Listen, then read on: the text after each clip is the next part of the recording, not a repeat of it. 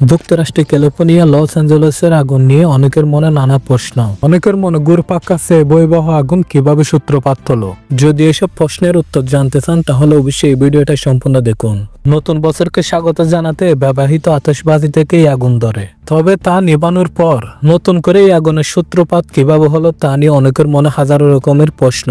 নতুন বছরকে স্বাগত জানাতে গিয়ে আতশবাজি থেকে শুরু হওয়া আগুনে যুক্তরাষ্ট্রের ক্যালিফোর্নিয়ার ফলিসিডক্স এলাকায় কয়েক একর জমি পুড়ে ছাই হয়ে যায়। এই আগুন নিপাতে হেলিকপ্টারের ব্যাপক সাহায্য চালানো হয়, আর সেই সময় পাহাড়ি এলাকায় পুরোপুরি আগুন নিয়ন্ত্রণে এসেছে বলে ধারণা করা হয়।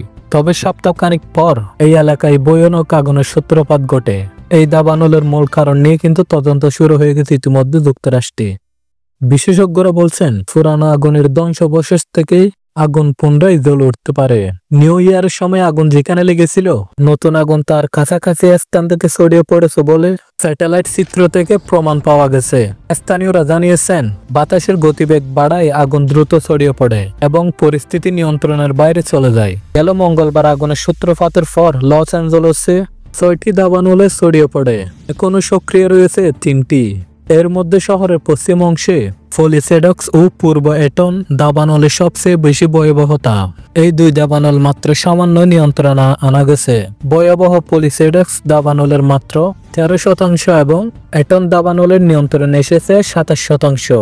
এদিকে আগুন নিবানের কাজে ইতিমধ্যেই ক্যালিফোর্নিয়ার আশেপাশে 7 অঙ্গরাজ্য থেকে ছুটে এসেছেন ফায়ার সার্ভিসের সদস্যরা।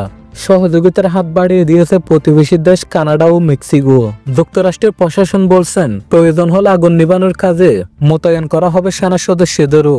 স্থানীয় বাসিন্দাদের অভিযোগ, দমকল বাহিনীর সময় মতো প্রতিক্রিয়া ছিল না। আগুন নিবানোর পরেও পর্যবেক্ষণের ঘাটতি থাকায় এই ধরনের ঘটনা ঘটেছে বলে ধারণা করা হচ্ছে। চলমান দাবানল এখনো পর্যন্ত 12,000-এর বেশি ঘরবাড়ি ধ্বংস হয়ে গেছে।